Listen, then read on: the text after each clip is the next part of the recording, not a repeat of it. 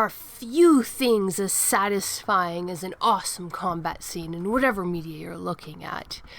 And when that combat scene is something more, it's just so supremely satisfying. Hello, my wonderful viewers, and welcome to another episode of Betty Adams Overanalyzes. Today we are going to take a spoiler-free look at Kaiju number 8, chapter 112. It has been a long month since the last chapter dropped, and Matsumoto came out of that rest period swinging. Surface, what we have here, it's no spoiler to say, is an awesome combat chapter. There's punching, there's shooting, there's everything you need to get your blood hyped. The action flows beautifully from one panel to the next. Your eye follows it instinctively. And yet, the action was not what I took away from this chapter.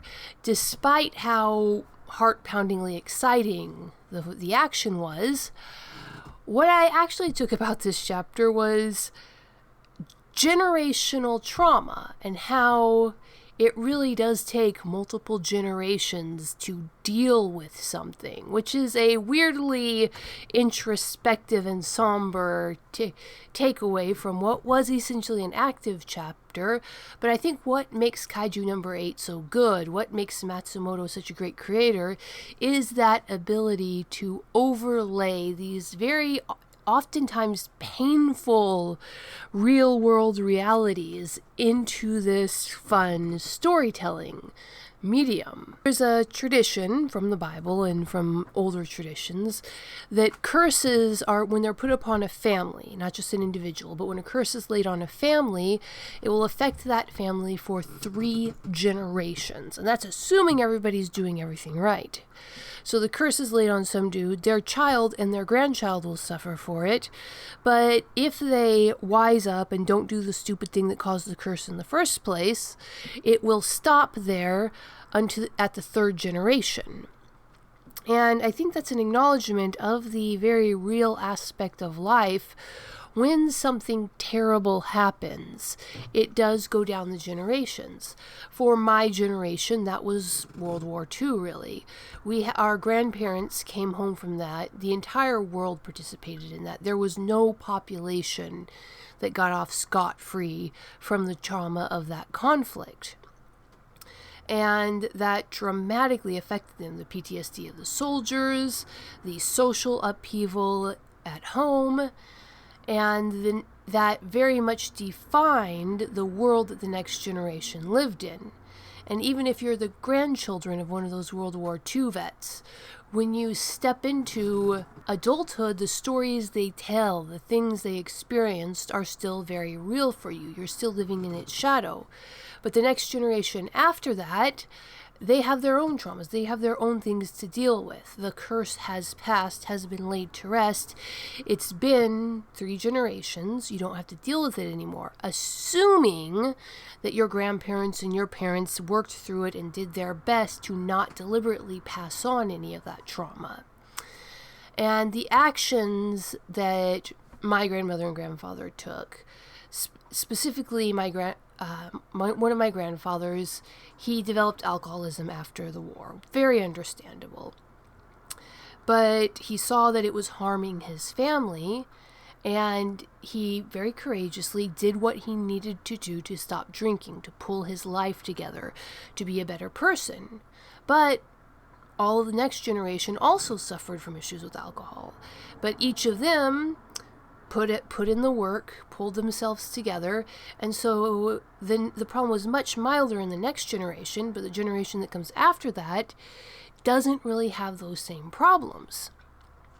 And so this is something and one other thing is, we look at that as kind of escaping a family curse. But I think oftentimes, especially in the Western world, we don't look at the other side of it. That first and second, and even the 3rd generation had to put in a tremendous amount of effort to break that curse. Today we don't call it a curse, we call it generational trauma.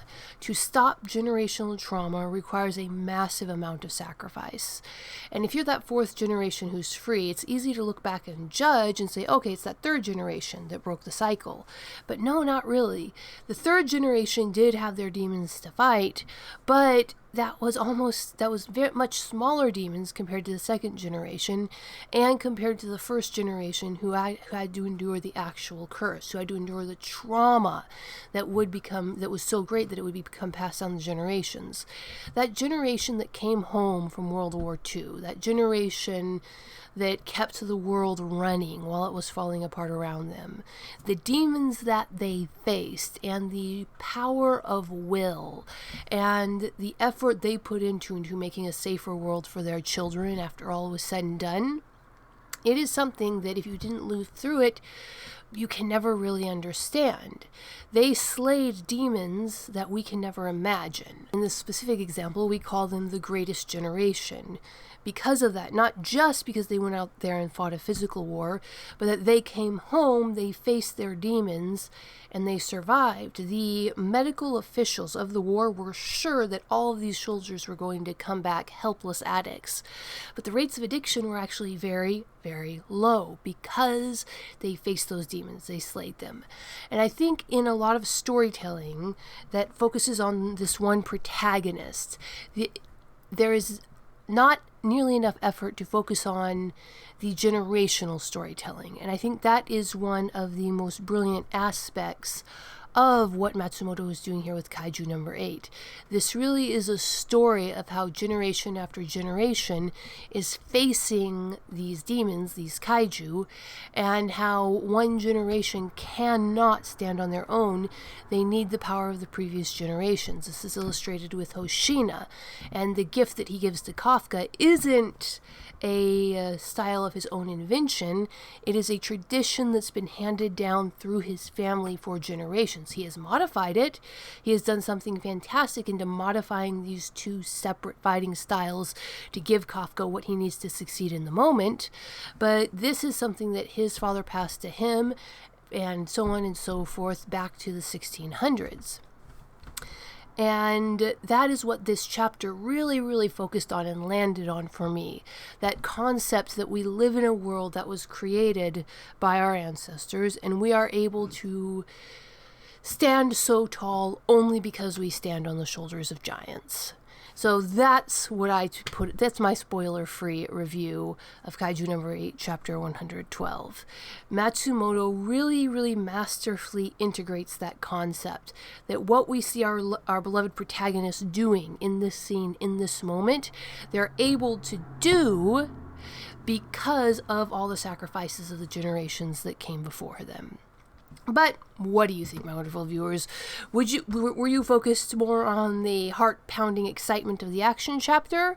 Or did this chapter make you stop, sit back, and just take a moment to be grateful for all the demons we'll never have to slay?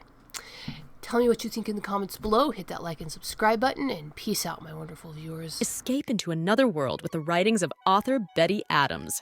Two worlds, one of utter absurdity, one of dramatic tension, both alike in aliens absolutely astounded by human behavior. Humans are weird, short, absurd science fiction stories.